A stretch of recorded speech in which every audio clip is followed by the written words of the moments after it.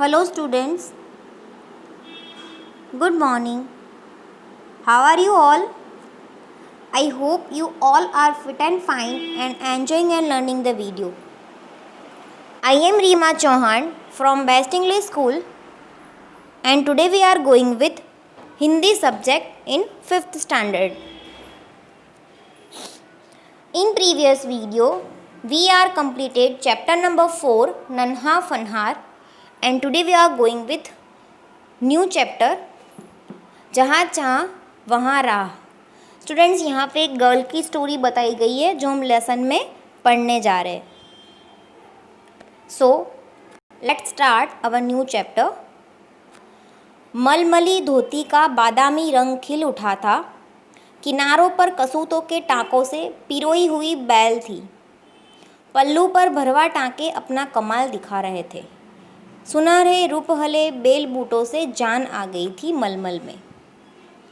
इन bell बूटों को सजाया था इला सचानी ने।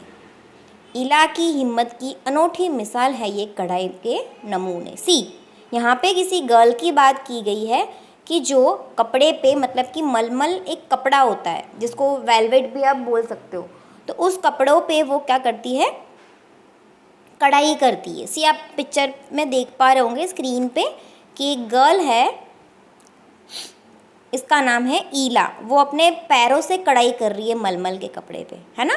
तो यहाँ पे वो जो कढ़ाई करती है उसका डिस्क्रिप्शन दिया गया है कि मलमली धोती का बादामी रंग, मतलब कि वो जो कपड़ा था वो धोती थी, वेलवेट की धोती थी, उसके ऊपर बादामी रंग था और वो उसको कढ़ाई कर रही थी। किनारों पर कसूती के टाँकों से पिरोई हुई बैल थी। कसौती मीन्स की धागा, जो उसकी किनारे थी, उसकी जो बॉर्डर थी वहाँ पे कसूती से क्या किया हुआ था, टाँके लिए हुए थे और बेल बनाई हुई थी। आपने मम्मी की साड़ी में, गर्ल्स ने अपनी मम्मी की साड़ियों में देखा होगा, है ना, जो बॉर्डर होती है साड़ी की वहाँ पे डिज़ाइन सा होता है। पल्लू पर भरवा टाँके अपना कमाल दिखा रहे थे। जो उसका पल्लू था उस पर भी टाँके लगे हुए थे, वो अपने कमाल दिखा रहे थे। सुनहरे रूपहले बेल बूटों से जान आ गई थी मलमल में। इन बेल बूटों को सजाया था इला सचानी ने। इसका नाम, इस गर्ल का नाम है इला सचानी और वह मलमल के कपड़े पे कढ़ाई करती थी। और यहाँ पे कुछ उसके नमूने भी आपको दिखाई देंगे। Okay students, if you have a book so please open this chapter in your text book, okay, and read with me. 26 साल की ईला गुजरात के सूरत ज़िले में रहती है। उसका बचपन अमरेली ज़िले के राजकोट गांव में अपने नाना के यहाँ बीता। ये जो ईला सचानी है वो 26 ईयर्स की है और वह गुजरात के सूरत ज़िले में रहती है और उसका बचपन अपने नाना के साथ अमरेली ज़िले के राजकोट गांव में बीता था।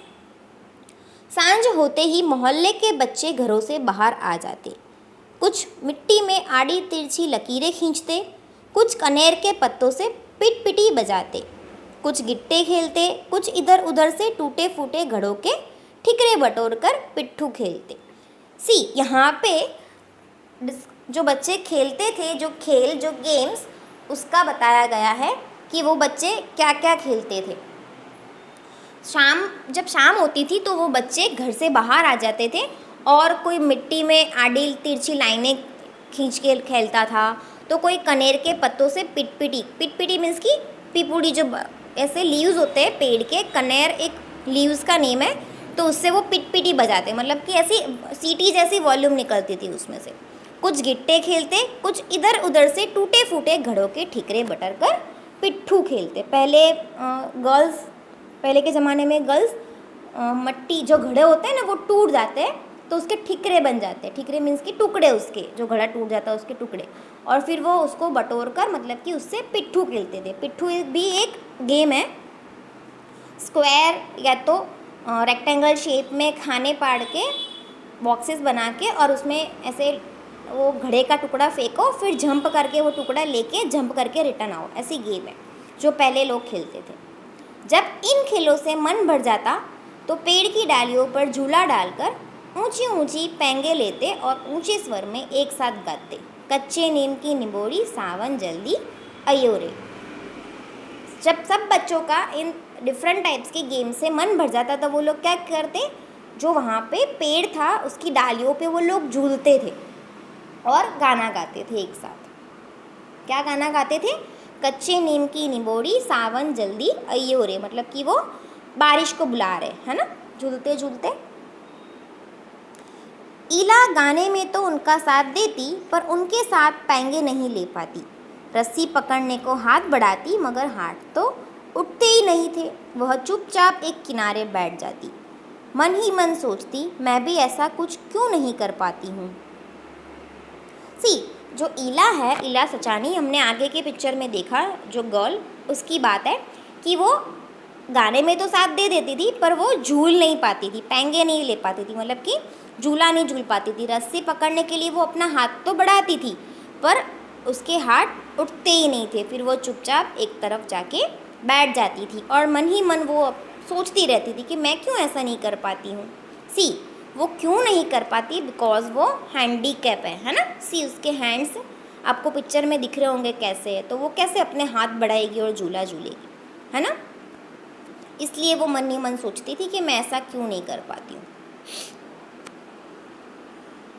बच्चे भी चाहते थे कि ईला किसी न किसी तरह तो उनके साथ खेल सके। और जो बच्चे थे, मतलब जी ईला के साथ जो और भी फ्रेंड्स थे, वो भी सोचते थे, वो भी चाहते थे कि ईला उनके साथ खेले। कभी कभार साथ जमकर दौड़ती मगर धप्पा करने की बारी आती तो फिर निराश हो जाती, है ना।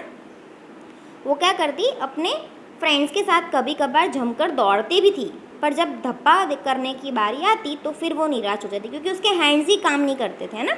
उसके हैंड्स में प्रॉब्लम था। वो दौड़ तो सकती थी अपने फ्रेंड्स के साथ, बट जब धप्पा देने की बारी, धप्पा मीन्स कि आप जब हाइड एंड सीक खेलते हो तो जो आउट हो जाता है उसको आप टच करते हो ना पीछे से, जिसको धप्पा कहते हैं।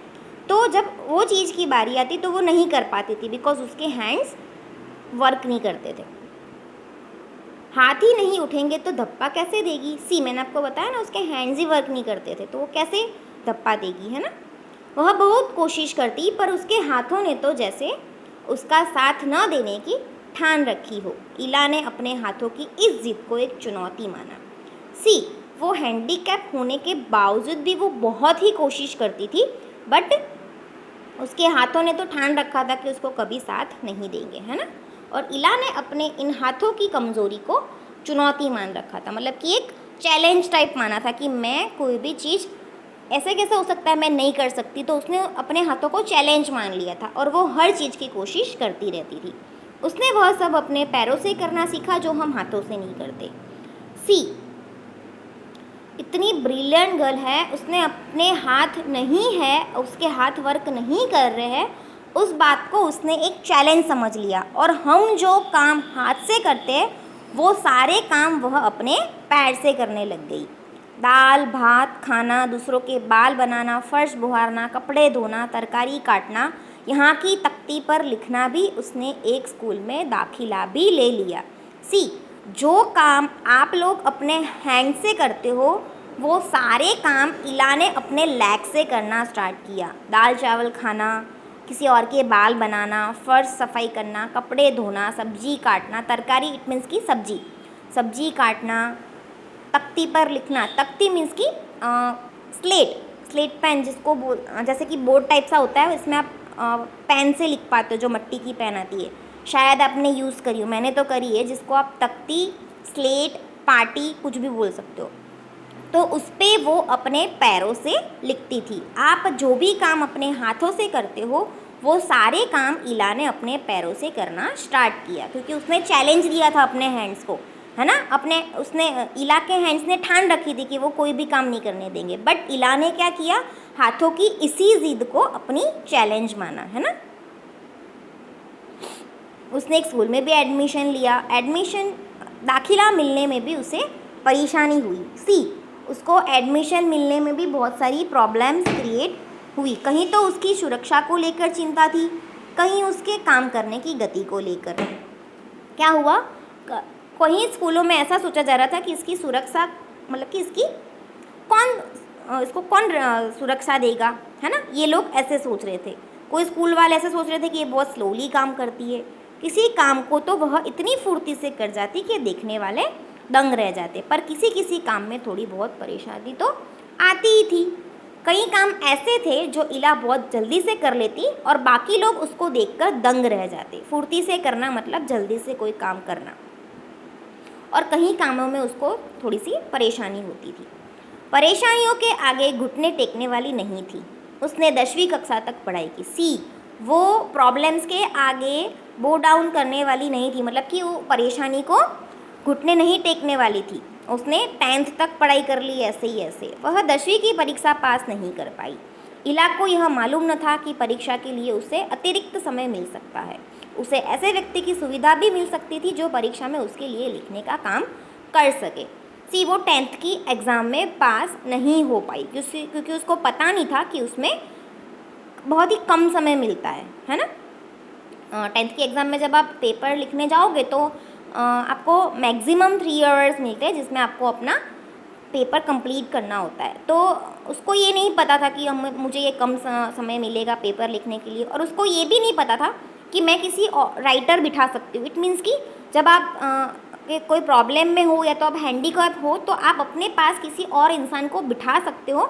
आप जो बताओगे वो आपके पेपर में वो राइट डाउन करेगा। ऐसा बोर्ड के एग्ज़ाम में हो सकता है। कभी बाई चांस ऐसा हुआ कि आपके साथ कोई एक्सीडेंट हो गया या आपका हैंड वर्क नहीं कर रहा है अचानक से, तो आप अपने पास राइटर बिठा सकते हो। वो राइटर आपका पेपर लिख के देगा। आप जैसे जैसे आंसर देते जाओगे आपको बोलना है और वो लिखेगा।